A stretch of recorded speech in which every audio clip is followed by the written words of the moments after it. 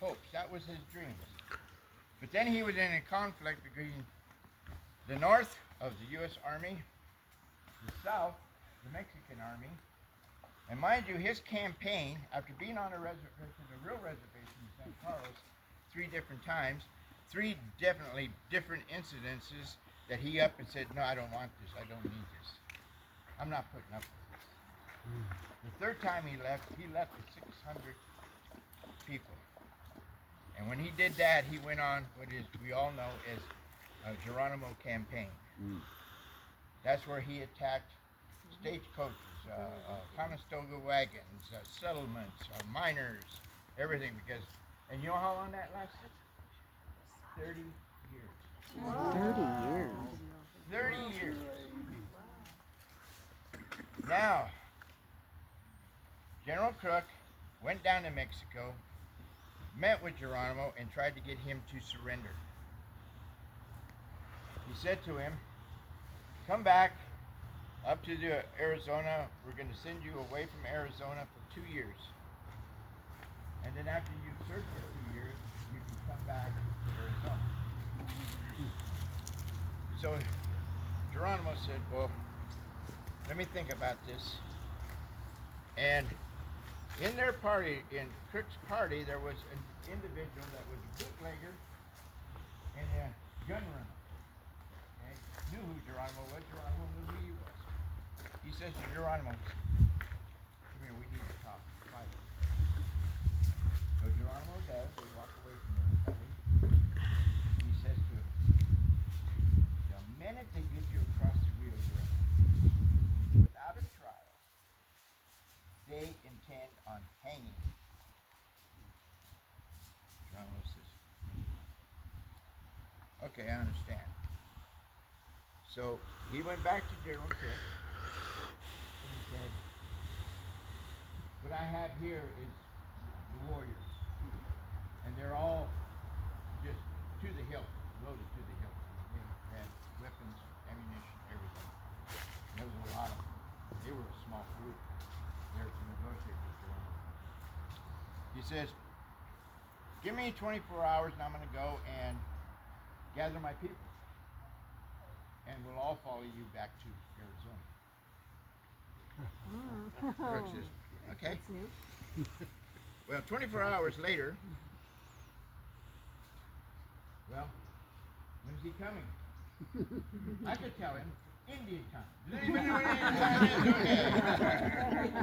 He's going to be coming back in Indian time. So, he finally came back, and where did he come back to? Fort Verde. Right here. Telegraphed Washington, D.C. and said, I had Geronimo, I negotiated with Geronimo, but I had to return without Geronimo. Grant, everyone knows who Grant is in the Civil War, right? Says, you are such a disappointment. I can't believe it. What is your excuse? Crook writes back, yeah. They were heavily armed and we were outnumbered.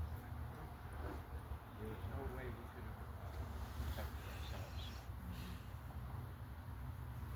In essence, Grant writes him back the last time and says, pack your bag, you're being replaced. That's when General Miles came into the picture. General Miles is one of those individuals that thinks he is going to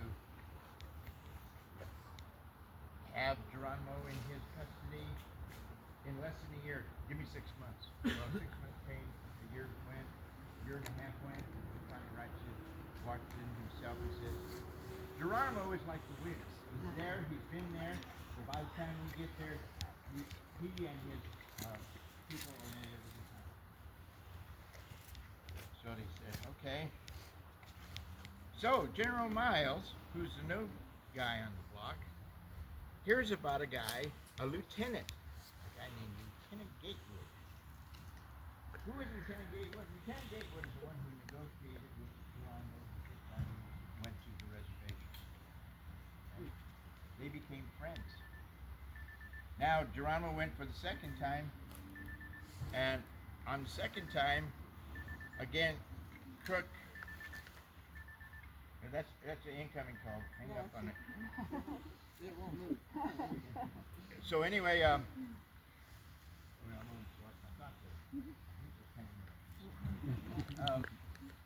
oh, he said that. Somebody tell me what I said last. Then it was that other, the general after. Ah, General. General Miles is brand new on the block. He goes to General Lieutenant Gatewood and says, "Is it true that you know and have had a relationship with Geronimo?" He says, "Yes." "Are you friends?" Kind of, sorta. I don't know that anybody agrees. Not a white man. But yes, he is. He's not hostile toward me. Okay? So would you recognize Geronimo if you seen him? He says, that's easy, right? Yeah. Anybody can know who Geronimo is, right? He said, yeah, I do. I can. He said, do you think Geronimo knows who you are? He said, absolutely. He recognizes me. I want you to go down to Mexico because we have an agreement. We can cross into Mexico. Their government says that we can go across now and bring you back. Sir, I'm not sure you're going to come back. You can come back to General Crook. Which means you can come back because I don't know. I just want you to coax him, talk to him, make a deal with him, do anything, get him back. Okay. Then General says, we have 5,000 troops here that you at your disposal. Now wait a minute. Crook didn't have anybody at his disposal. Why do you suppose he's got 5,000 soldiers there? Because the Civil War is over. There were a lot of those soldiers that said, what do I do now? They said, well, you go.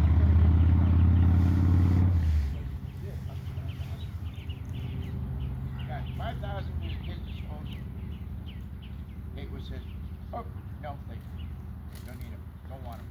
He said, well, how in the world do you expect? He said, just do me this favor. He says, have a provision wagon, a cook, and he says, and I will handpick 2 Cherokee Apaches that are very, very close that have resurrendered back into our custody.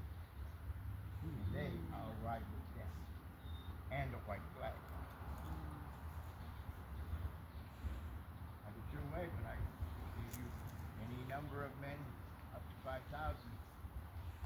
And he said, no, thank you. So now he goes, all right. They start their trip, get across the Rio Grande. They're going through the Sierra Madres. Sierra Madres are honeycombed with valleys, canyons, and all kinds of stuff. Lots of mega rivers. I mean, that portion is very, very beautiful. And the mountain peaks are very, very high. An easy place to hide. Okay? Very rugged. So Gatewood and his party of 2, with the wagon ahead of them, had to be at least 5 miles to catch up. This is the trail I want you to go. We'll follow where you've been to know which way you're leading. Got the white flag.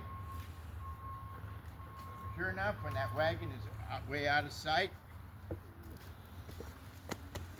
lone Apache is running up there and says,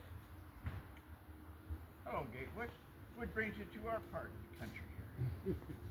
So I'm seeking Geronimo. I need to have audience. He says, we know, he sent me. Said to the 2 Cherokee Apache scouts, you stay. You follow me. And so they left. Now, the Indian on foot, Gatewood on horseback. Well, they went to a place that he had to give up his horse, and they got in and he got to see Geronimo. Remember how I said earlier about the elder women? That's all that was there, other than Geronimo. So he met up with Gatewood, and Gatewood said, I'm here to do us both a favor and a service that's important for us. Geronimo says, what's that? Need you to surrender. Why would I do that? This is because there are things that are happening.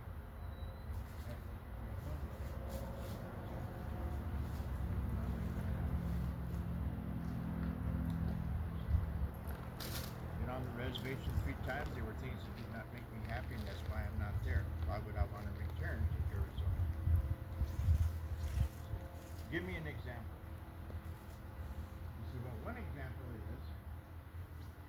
on the reservation, all of those children, males, that are becoming of age, know of your story. They want to break away and find you and join your party. But this is what's been happening. You know, when somebody dies on a reservation, they have a piece of paper, and that piece of paper says what caused this person's death. He fell off a horse, he fell off the roof of his house, whatever it was that happened that caused his death is on this paper. Now these young bucks are dying, and on the paper it says, death unknown.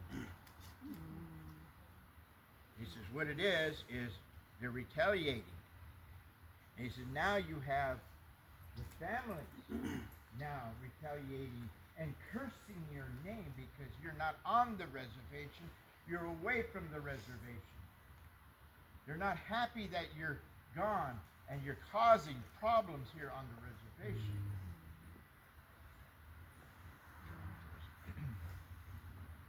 Well, they have the same choice I have. They can either stay or they can leave and join me. Is there anything else? Gateway says, yes, there is.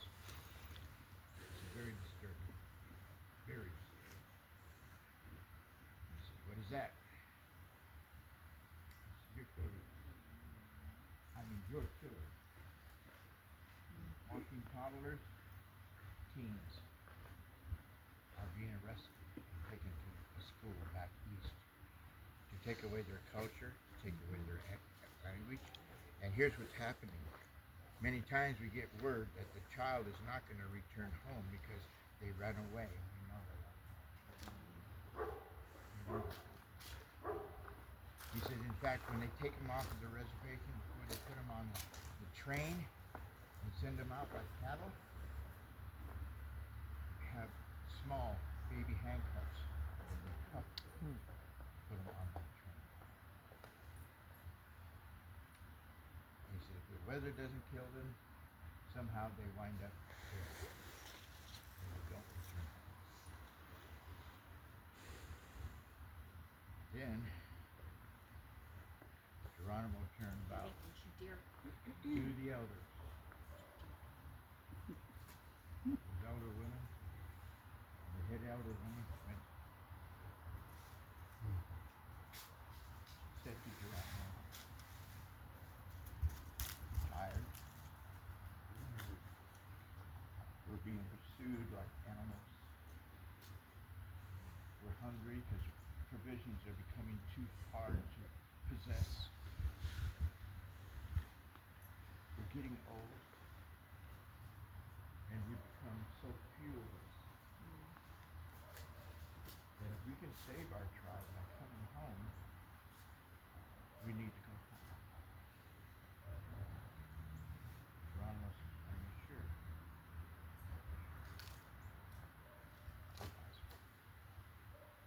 Because if we don't have our children, no one will even know we ever existed. So we have to stop this madness now when it comes to our children. So Geronimo says, okay. So he went back to Gatewood and he says, we will surrender.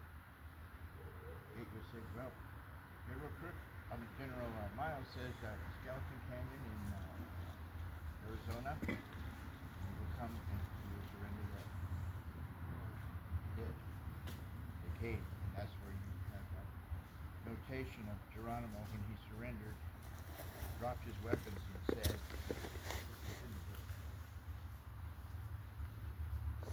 leave In essence, he says, we once roamed like the wind, and now we no longer, and surrendered. It's in his own words. You can find that in this book. This is his autobiography, Oh.